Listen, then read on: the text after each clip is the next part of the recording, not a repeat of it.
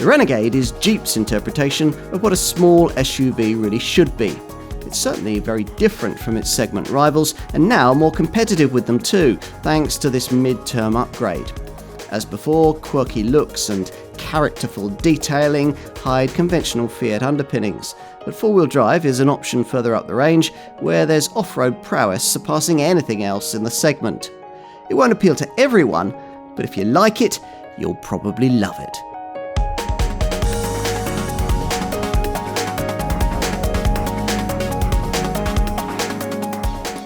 Take a respected brand, a fresh and vibrant market segment, and a willingness to do something different. Then create from that a product with uncompromising looks, real capability, and clever design. And the result you'd get certainly wouldn't be ordinary. It wouldn't please traditionalists. No, in automotive terms, what you'd get would be something like this, the Jeep Renegade. It first arrived in 2015, but here we're looking at the much improved version of that car, launched at the end of 2018. This model has proved to be a very different kind of Jeep, as it had to be. The Renegade was first launched as the new face of a company that's been busy reinventing itself in recent times, something all great brands occasionally have to do. Land Rover and Jaguar long ago realised that they couldn't sustain themselves on traditional customers. And since the turn of the century, Jeep has been working that out too. The company's under Fiat ownership these days. And for years now, its product range has relied heavily on Latin design and borrowed Italian parts. The Renegade, though, was the first Jeep model to be entirely designed as part of this collaboration. And it was also the first ever to be built outside of the United States. A landmark product then, but a proper Jeep? Well, that's another question entirely. And pragmatists within the Fiat empire have always argued that it doesn't need to be. There aren't many customers wanting such a thing these days, and those that are around certainly won't be buying in the growing market sector this car primarily targets, that for small, fashion-led B-segment Duke genre models. If Jeep is to have a credible future, it can't afford to ignore this sector. At the same time, though, in creating the Renegade, it couldn't abandon its rugged brand values and deliver the kind of stylised piece of street furniture we've seen many of the mainstream manufacturers provide when it comes to this kind of car. A difficult ask, given that this model is almost entirely based on just such a thing, Fiat's 500X.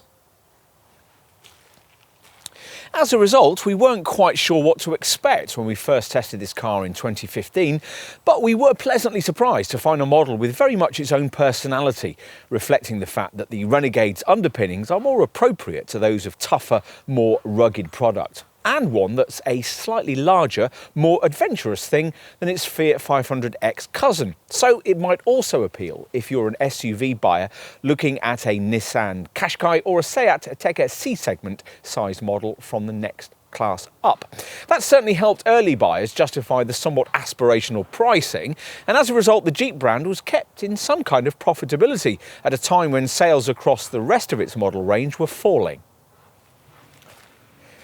The Renegade might have done even better too, were it not for the fact that from launch it was saddled with a rather outdated petrol engine lineup, an increasingly urgent problem given the European market's switch away from diesel. Hence the need for the completely new 1 litre and 1.3 litre petrol Firefly series power plants fitted to this revised model, there to sell alongside cleaner versions of the established multi-jet diesel units. As you might expect, this mid-term wash and brush up has also brought a smartening of the looks, a few extra cabin tweaks and welcome upgrades to both safety and media connectivity. In short, what we're promised here is cutting-edge technology and credible heritage packaged into a fashion-centred, trendy crossover, which offers a little of the visual uniqueness you'd find in some legendary larger SUVs. As before, there's greater practicality than you might expect from a model in this sector, and buyers continue to get the option of class-leadingly impressive off-road prowess if they're prepared to pay for it. Lots to talk about then. Does it all add up? Well, we're going to find out.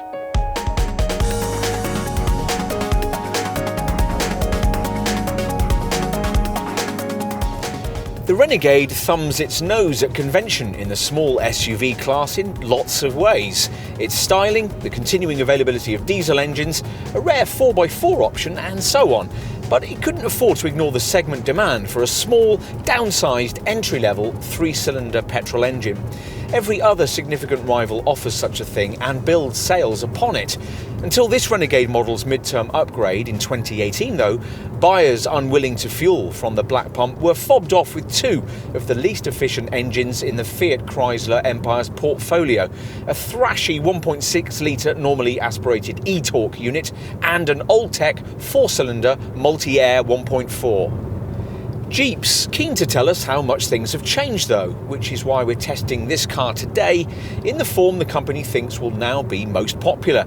It might seem odd to think of any Jeep, once a brand characterised by throbbing V8s, being powered by a tiny 999cc 3-cylinder engine, but that's what we've got here in this entry-level 1-litre turbo petrol model.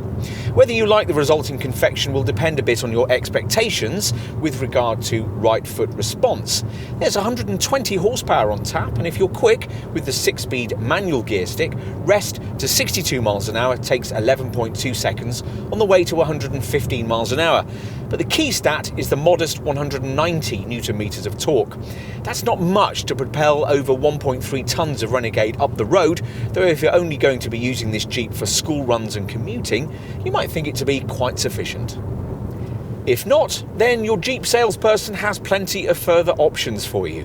The other new downsized petrol engine in the Firefly series is a 4-cylinder 1.3 litre unit, which in our market comes only with 150 horsepower and a 6-speed DD-CT dual-clutch automatic gearbox. Here, 62 miles an hour from rest takes 9.4 seconds on the way to a max of 122, and there's a gutsier 270 Nm torque figure that delivers much better mid-range pulling power.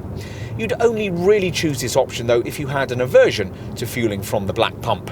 If not, then it's difficult to escape the feeling that for much the same money, Jeep's 1.6 litre Multijet 2 diesel unit would be a better bet. Here, you get to make the transmission choice, manual or auto, and there's 120 horsepower and 320 newton meters of torque, facilitating 62 miles an hour in 10.2 seconds en route to 110 miles an hour. What none of the engines mentioned so far can offer though is a 4x4 option. For that, as ever with a Renegade, you've to choose the top 2-litre multi-jet diesel engine, a unit that only comes mated to 4-wheel drive, offers 140 horsepower in its mainstream form, and can be ordered with either manual transmission or a ZF 9-speed auto gearbox. As we referenced earlier, all-wheel drive traction tends to be something that cars of this kind usually steer clear of for all their aesthetic ruggedness.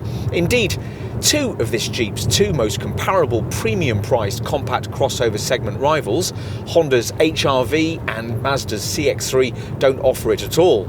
Here though, you not only get a 4x4 setup, but are actually provided with a rather good one, a Jeep Active Drive system using the same so-called rear axle disconnect system you'll also find on a Range Rover Evoque.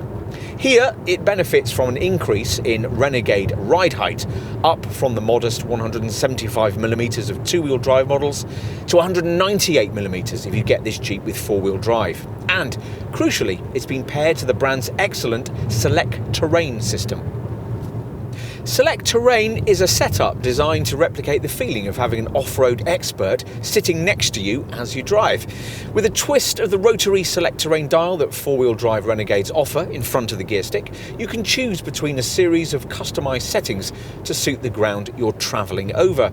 There are snow, sand or mud modes if you've at least some idea of what you're doing, but if you haven't, then simply select the auto setting and leave the car to sort itself out. There's also a lock mode that'll keep all the wheels turning at the same speed if you end up with your Renegade somewhere you really shouldn't have ventured to in the first place. In the extremely unlikely event that you're going to be doing that on a regular basis, the variant you should be looking at is the pricey top Trailhawk version.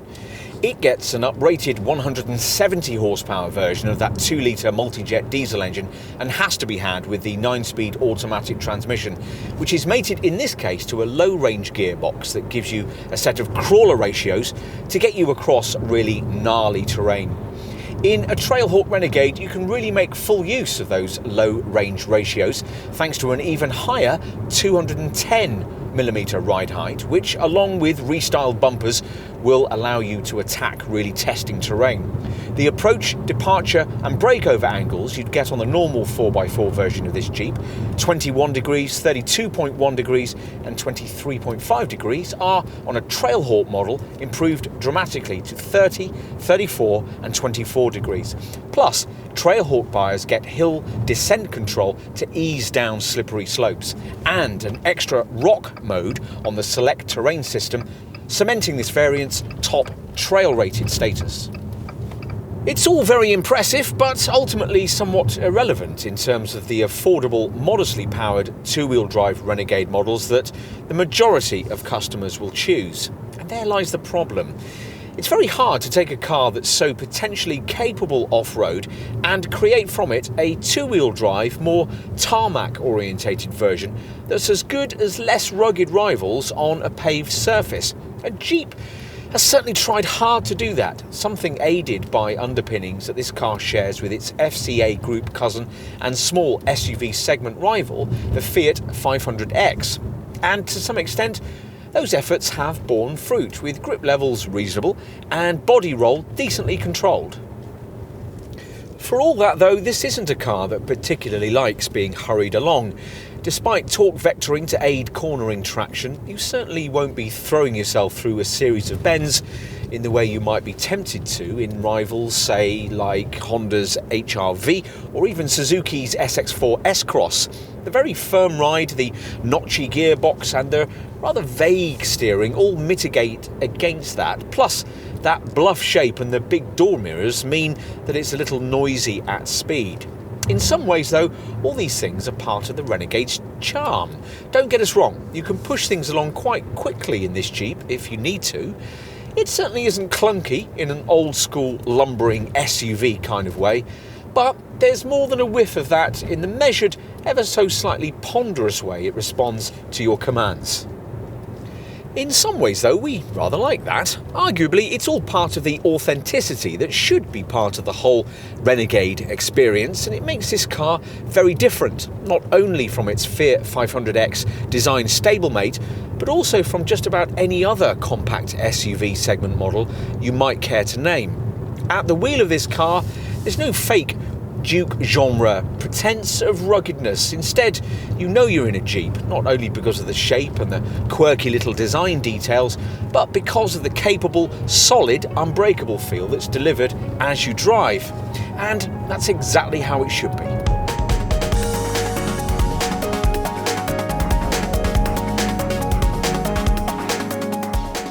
Whatever you think of the stylised compact crossover segment, it's certainly brought us some interesting pieces of design. At one extreme, you've this bluff, tough-looking Jeep Renegade, aesthetically equipped for a trip into the Serengeti. At the other, there's a car like Fiat's 500X, with attitude far better suited to the speed humps in Sloane Square. Given this, you wouldn't expect these two models to have much in common, but in fact, under the skin, they share almost everything and roll along the same production lines in the Fiat Chrysler conglomerate's Italian Melfi factory. A better example of product differentiation from a common platform would be difficult to find. Thanks to this approach, there's fundamentally little that's actually very American about this car, but that fact's been artfully disguised with packaging that draws deeply from the iconic roots of this distinctive Yankee brand. The rugged squarical shape with its short overhangs and beefy bumpers is classic Jeep, as is the signature 7-slot grille flanked by circular headlights that are tucked slightly under the leading edge of the aluminium bonnet for a more contemporary look. Those two last features have been tweaked as part of this mid-term upgrade. The grille now has a smarter cut-in silhouette similar to that of the latest Wrangler, while on plusher versions, the round headlights look particularly Mercedes Gelandewagen-esque when fitted out with these full LED beams. This lower bumper area has also been completely revised and these corner cut-out sections added. Not much has changed in profile, apart from the fact that the classic trapezoidal wheel arches can now take rims of up to 19 inches in size. We've got 18 inches here.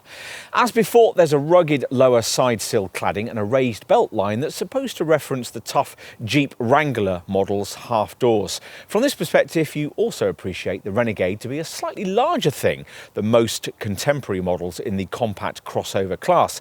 It's actually over a metre longer than a Nissan Juke, for instance, and aims to be a more viable choice for smaller families than most of its cheaper rivals. Other brands have also tried this trick and brought us similar cars of this kind, like Honda's HR-V and Suzuki's SX4 S-Cross. Ultimately, though, as with this Fiat Punto-based Jeep, they're limited by the restrictions of a Super Mini-based platform that can only be stretched so far. In this case, that means 4.2 metres of total length. It's just enough to give this car the chunky military surplus look of a Hummer saved from a hot wash. That's something perhaps most evident at the rear. Here at the back, the square Wrangler-style tail lamps, now updated with the option of full LED illumination, feature the distinctive Renegade X icon you'll also find elsewhere on the car. It's an important graphic for the brand, inspired by the design of the vintage jerry cans that played as much a part in winning World War II as the original 1941 Willys Jeep did itself.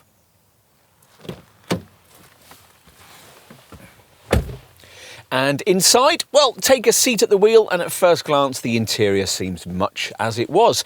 If you happen to be familiar with this Renegade model's cabin though, you'll quickly pick up on the smarter redesign for the lower part of this centre stack, and you'll notice the larger 8.4-inch Uconnect infotainment screen that now sits above it, a standard feature providing you avoid entry-level trim. Otherwise, not much has changed because not much needed to. Jeep has tried to carry over elements of the characterful exterior look and include a few extra quirky touches, most of which you might miss on first acquaintance. For instance, you'll find that the Jeep face, the round headlights and that 7-slot front grille, is embossed into the speaker covers and the fairing behind the rear view mirror, as well as onto the interior side of the tailgate. Then there are these outer fascia vents, shaped apparently to reflect the design of base jumping equipment.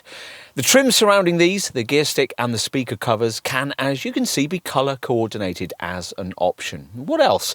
Well, this central ventilation pod is modelled on a set of ski goggles, and there are front cup holders with base mats that feature the same X design as the tail lamps. Some of this stuff works, and some of it, well, a bit like the spider inside the petrol flat waving "ciao baby," really doesn't.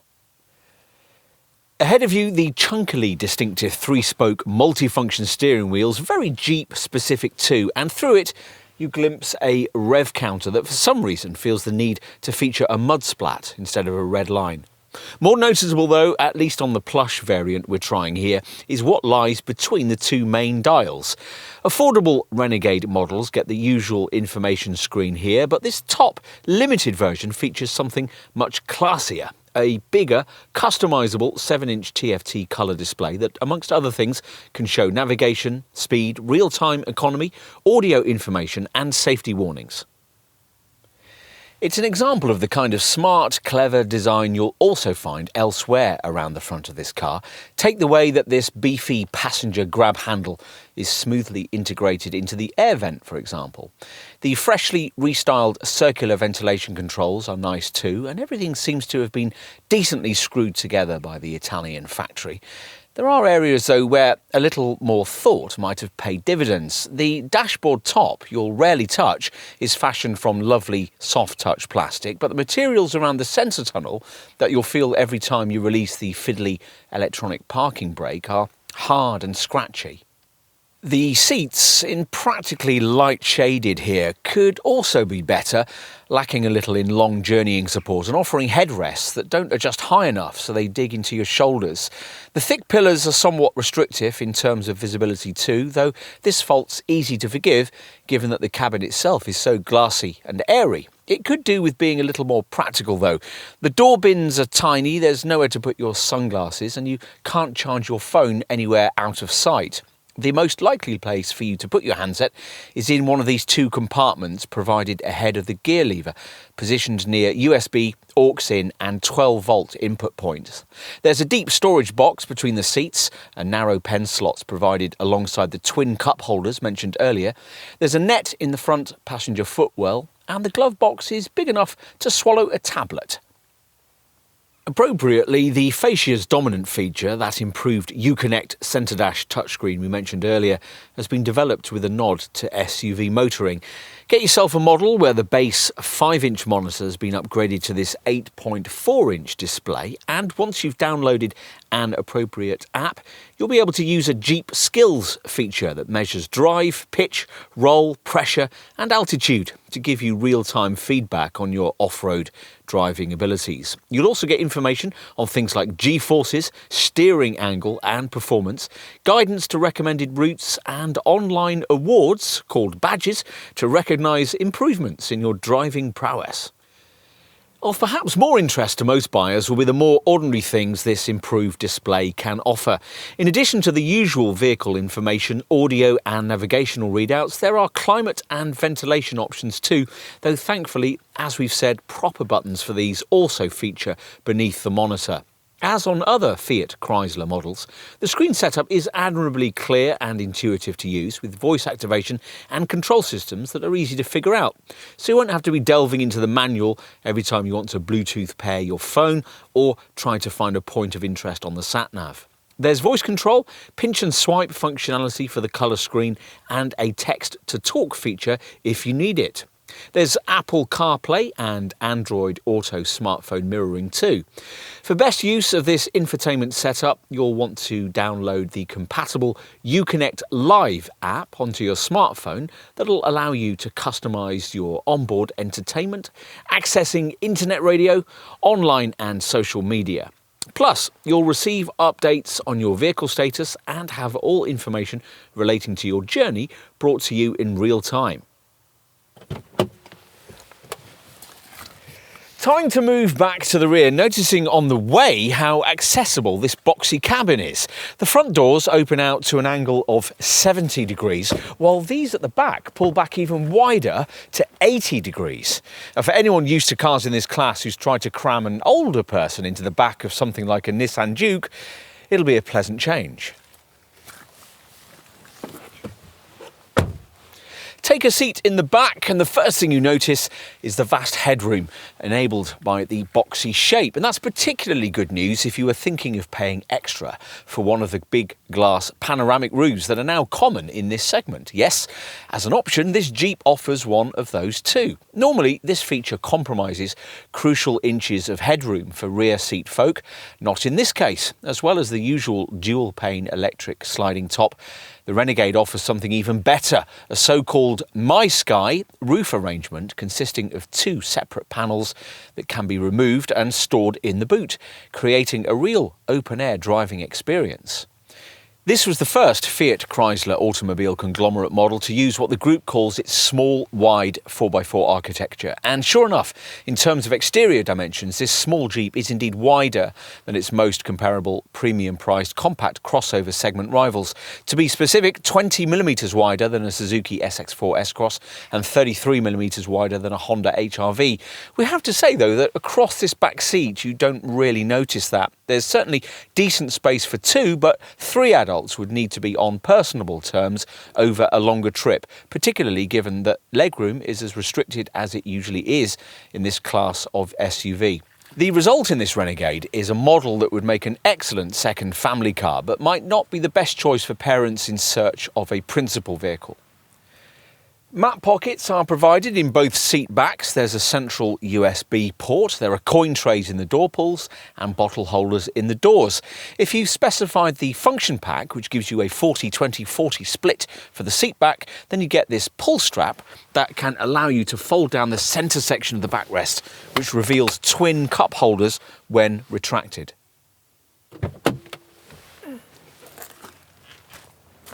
Let's finish off with a look at luggage space. Now, we'd expected the squirrel styling and longer than average vehicle length to deliver class-leading standards of space, but in fact the chunky tailgate rises to reveal one of the smaller boots in the compact crossover segment. This one 351 litres in size. That makes it certainly more restricted than the trunk you'd get in rivals like the two we just mentioned, the SX4 S-Cross and the HR-V. More comparable instead to the space you'd find in a Nissan Juke, or indeed in this car's curvier cousin, the Fiat 500X. Still, there's about as much room here as you'd get in an ordinary Focus-sized family hatchback, and you do at least get this adjustable height boot floor that, as an option, can be specified in this reversible form with an easy wipe clean surface. Under the floor panel, there's a Jeep branded cover for a compartmentalised area in which you can store smaller items if you're unwise enough to forego the chance to add in the optional full-sized spare wheel. We'd always recommend you specify on such a potentially capable vehicle. And 2 bag hooks are included, as are 4 tie-down points, plus you get netted storage areas on both sides of the cargo bay. If you need more room, then the seats fold forward with the usual 60-40 split, or at least they usually do. As just mentioned, this particular car has been specified with the extra cost function pack with that 40-20-40 split rear seat back. This means that longer items like skis can, if necessary, be pushed through between a couple of rear-seated passengers. Once you've folded everything flat, 1,297 litres of carriage capacity is opened up.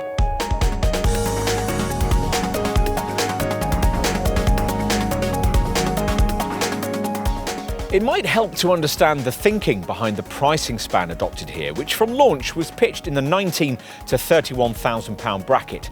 Essentially, this Renegade remains one of those compact SUVs that straddles the B and C segments of the crossover class. Or, put another way, if you can't decide between a little Juke or Capture-sized model or a larger Qashqai or Atika-sized one, then Jeep hopes a Renegade will suit you perfectly. Pricing reflects that. Don't expect the kind of £17,000 to £18,000 entry-level price you might hope for from a really small SUV, but on the plus side, it's perfectly possible to buy a very nicely specified Renegade with the kind of trim and engine choice you'd really like, without worrying that you're going to go way over £25,000. Let's talk about range structure and focus on the front-driven derivatives that almost all customers are looking for. That £19,000 entry-level figure applies to a base spec 1-litre petrol sport variant that few Renegade customers want. The rest of the lineup, which at launch was priced from just under £22,000, is primarily based around either longitude trim or, as in this instance, plusher limited spec. In both cases, your starting point is the 120 horsepower, 1-litre, 3-cylinder petrol engine we're trying here. If you don't want that, you can pay £1,500 more for the 120 horsepower 1.6-litre multi-jet diesel, or £2,200 more for a perkier package that gives you 150 horsepower 1.3-litre 4-cylinder petrol engine mated to a DDCT dual-clutch 6-speed auto gearbox. Those are the key things you need to know, but we'll also add in a bit of extra detail for those Renegade folk who want to cut across the current zeitgeist and buy a diesel.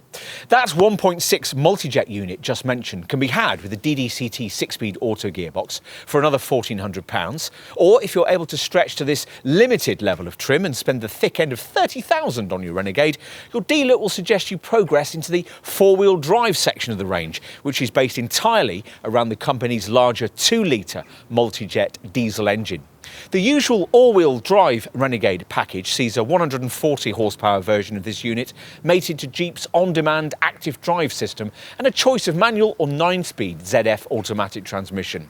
The ultimate choice, though, is the top Trailhawk variant, which uses an uprated 170 horsepower version of the 2-litre diesel. That 9-speed auto transmission and the brand's active drive low 4-wheel drive setup with its gutsy low-range gearbox. You've really got to like Renegades to stump up around £31,000 for one of those, though. On to the value proposition that this Jeep's pricing delivers. Now, it's probably not especially relevant to compare the pricing of this car against that of its Fiat 500X development stablemate, as both models are aimed at rather different buyers, but we'll do it anyway though. 500X pricing starts at around £17,000, but if you equip that car with the same 1 litre petrol engine used in this one, the pricing's actually very similar. And looking beyond Fiat Group products, well, as we pointed out at the beginning, the idea here has been to straddle the B and C SUV segments. So it's not really realistic to wonder why the starting point for Renegade ownership is up to £4,000 more than the cheapest little Nissan Juke or Renault Captur. Most other products in the Super Mini derived SUV B segment would save you around £2,000 on this Jeep, though in many cases that saving would come with significantly less power. Here we're thinking of a vast range of different B segment crossovers: Citroen's C3 Aircross, Ford's EcoSport, Hyundai's Kona, Kia's Stonic, Mazda's CX-3, the MG ZS, Peugeot's 2008 Seat Arona, SsangYong's Tivoli, Suzuki's Vitara, Vauxhall's Crossland X and Volkswagen's T-Cross. For a closer match to what's on offer here though, we'd point you towards compact SUVs that, like this one, aim to occupy the larger end of the B segment. Cars like Suzuki's SX4 S-Cross, Mitsubishi's ASX, and what for us would be the closest segment match to a Renegade, Honda's HR-V.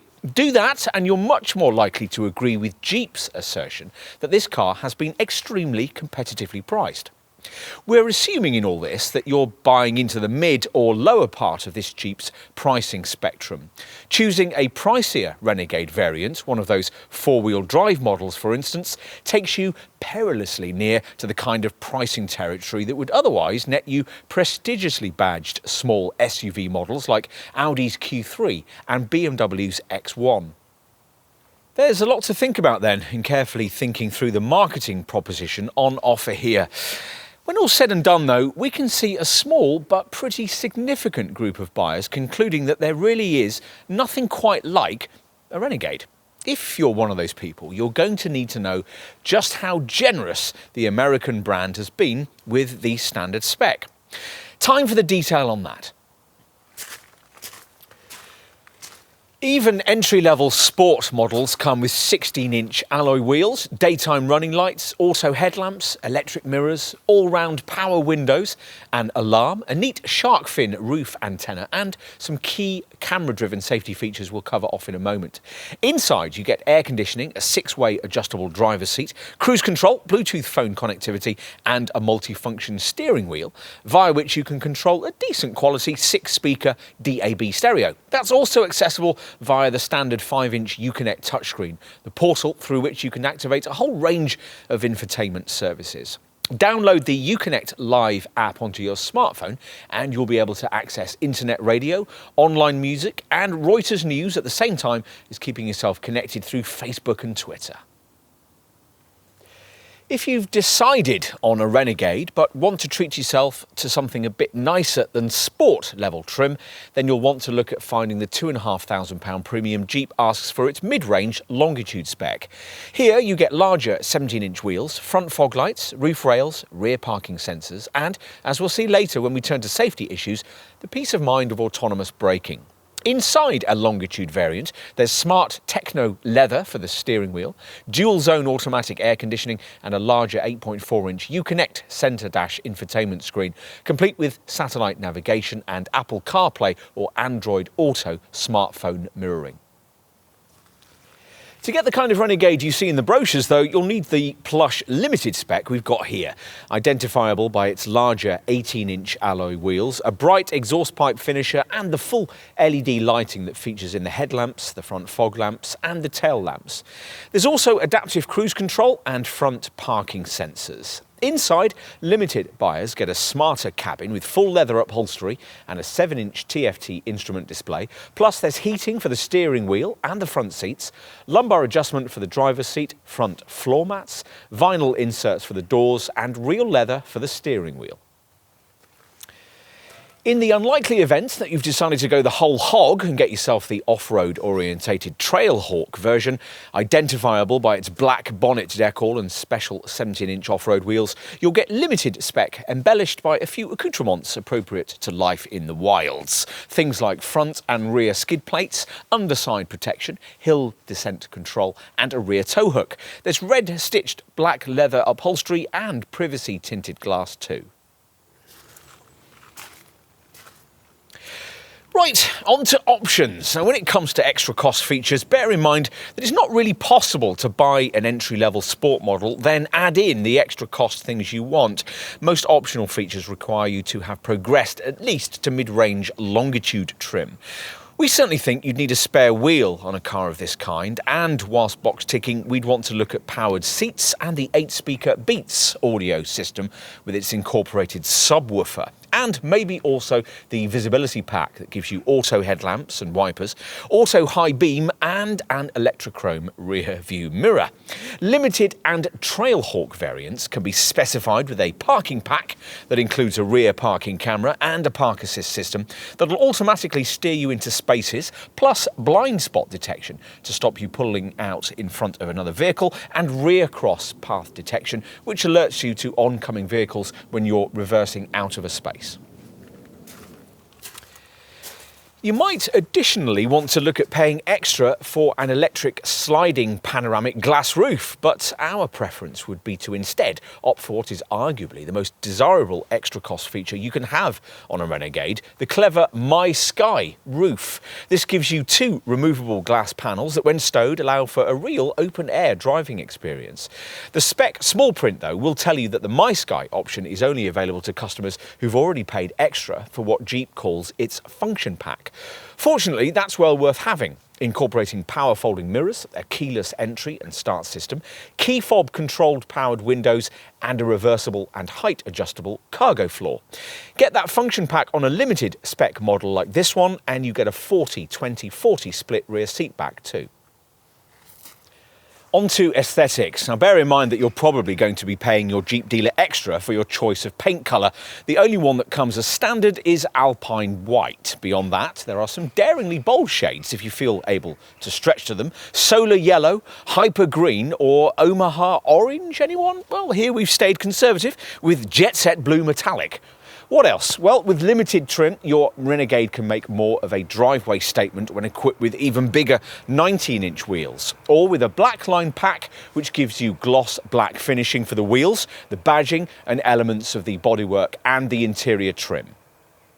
If you're happy to go to the next level of showiness, then you'll be pleased to learn that all Renegade variants can be embellished with a range of decals for the bonnet and the doors. A blacked out bonnet section will fool even Jeep enthusiasts into thinking that you've stumped up for the top Trailhawk version. Or you could add huge military stars to the bonnet or the doors if you like the General Eisenhower look.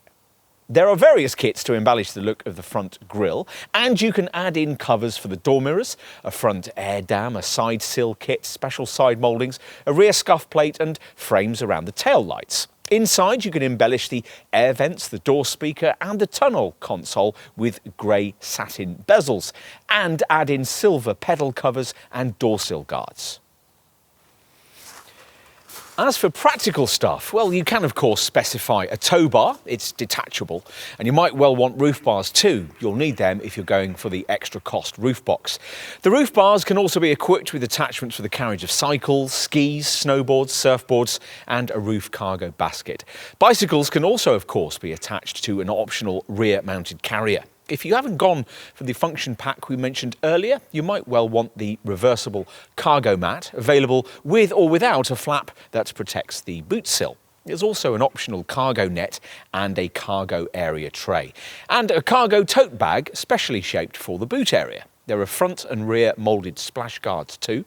For the cabin, you can add clips onto the back of the front headrests that allow the attachment of coat hangers or holders for tablets to entertain rear passengers. On to safety. Now, Jeep needed to upgrade this model's camera-driven safety tech and has done. All models now get traffic sign recognition, which identifies speed signs as you pass and displays them on the dash. You then have the option of using an intelligent speed assist feature that with a tap of a steering wheel button will set your speed to meet the limit you've just passed. For the highway, there's also an upgraded Lane Departure Warning Plus package that not only warns you when you veer over lane delineating lines, but also gently steers you back to where you ought to be. In addition, provided you avoid entry-level trim, Forward Collision Warning Plus autonomous braking is now standard fit. It scans the road ahead for potential accident hazards as you drive. If one is detected, you'll be warned. If you don't respond or aren't able to, then the car will automatically brake itself, decreasing the severity of any resulting accident. In addition to the camera safety tech, all models get the expected things: ISOFIX child seat fastenings, tyre pressure monitoring, an energy-absorbing steering column, hill start assist to stop you from drifting backwards on uphill junctions, and twin front, side and curtain airbags. To try and make sure those bags won't be needed, there's plenty of electronic assistance, ESC stability control and electronic roll mitigation, of course, plus all-speed traction control and a brake traction control system to offer extra grip on start-off or through the bends. The ABS braking system features panic brake assist and ready alert braking to quicken emergency stops. There's a DST or driving steering torque system to counter scary oversteer on low grip surfaces, and trailer sway control will come in useful too if you'll be fitting a tow bar and doing some towing.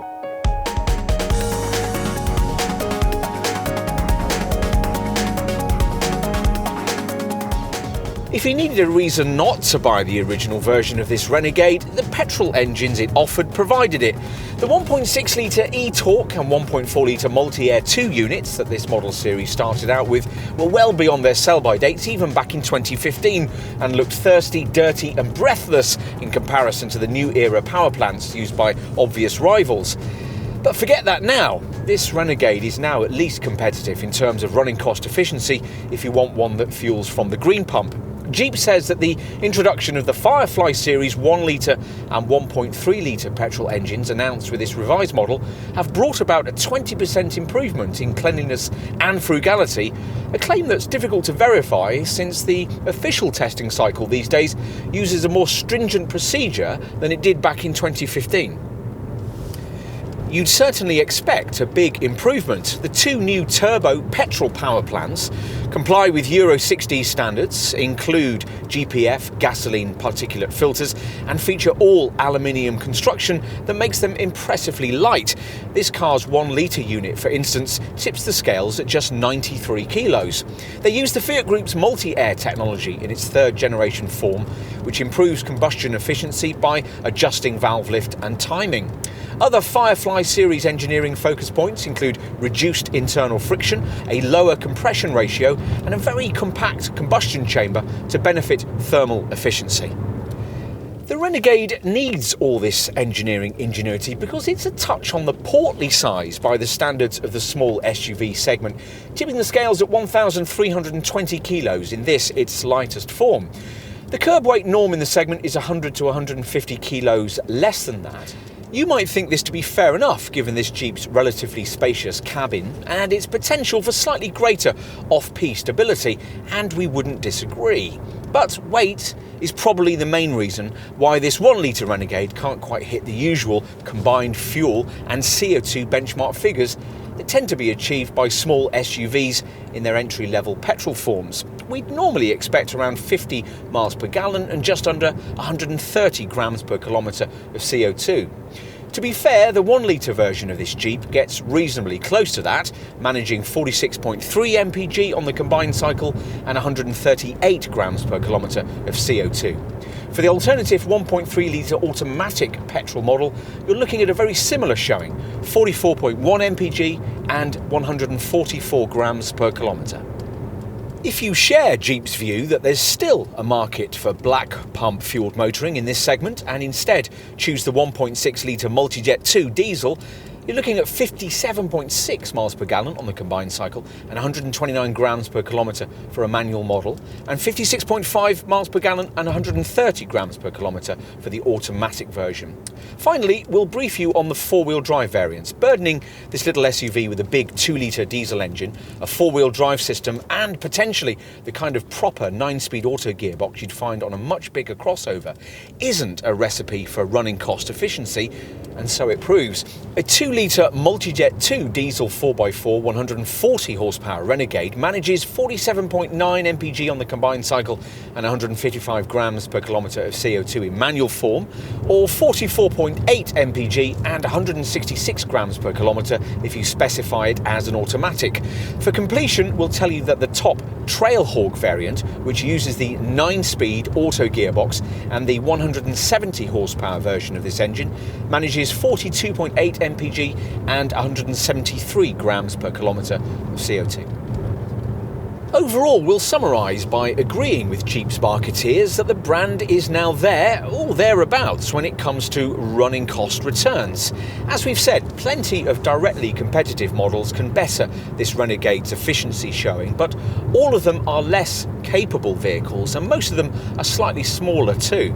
So, how's Jeep done it? Well, the brand points to things like optimised aerodynamics, electric power steering, and detailed touches like the lightweight aluminium wheels. Engine efficiency is aided by a very efficient exhaust gas recirculation system and a particularly effective close-coupled diesel particulate filter. Plus, of course, there's the usual stop-start system, which cuts the engine when you don't need it, stuck in traffic or waiting at the lights. The 4x4 versions are aided by features like the rear axle disconnect system, which seamlessly switches into two-wheel drive when 4x4 traction isn't needed.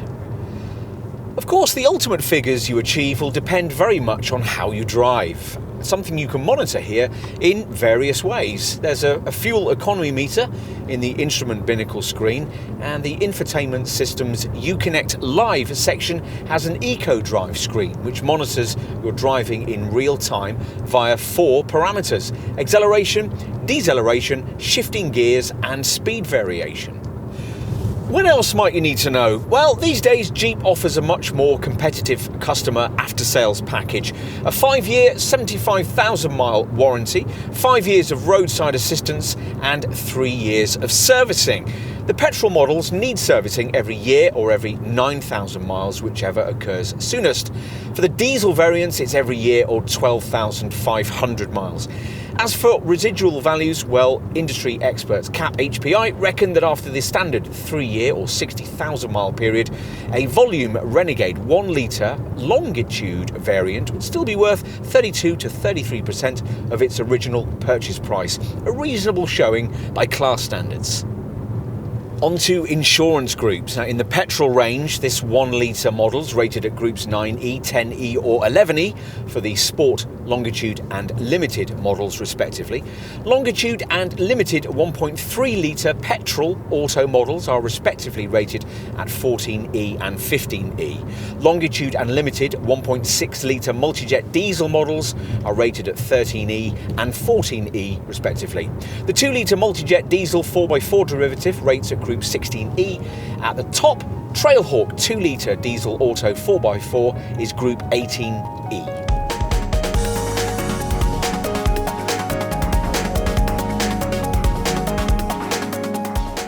This Renegade has brought a long overdue dose of credibility to the compact SUV segment. Here, you get plenty of style in a bluff, tough Jeep kind of way, but there's decent substance behind that too, with near family-sized practicality and even the potential for some reasonable off-road prowess if you're prepared to pay for it. So, you get a little more than you might expect to from this class of car, which is just as well, given premium pricing that lifts this Jeep well clear of cheaper offerings in the Duke genre. If you're okay with that and dig the distinctive look, then potentially there's much to like here, especially with this revised design. The new petrol engines remove the Achilles heel that blighted the original version of this model and combine with strong safety standards and the high-tech features you'd want a reasonably expensive family car to provide. As before though, what's most important is that a Renegade delivers a depth of character you probably wouldn't think you'd find at this price point. The result is the kind of car people talk about, the sort almost everyone will have an opinion on, so shy and retiring types should shop elsewhere. Traditional Jeep buyers probably will. If you eat squirrel, own a bowling ball and call your first cousin your spouse, then a Renegade won't be your cup of tea. For everyone else though, this is Jeep's most accessible model yet. Certainly, you could argue that ride and handling have been slightly compromised as part of the desire to preserve the company's off-road credibility, but that's the price you pay for the kind of authenticity this brand has been providing since 1941. Ultimately, what's important here is that Jeep has a fresh direction and a relevant product to offer buyers who never previously would have considered one of its cars. These people will like the fact that in a sea of compact crossovers, this one's very different from the norm. A Renegade, if you like, just as every Jeep should be.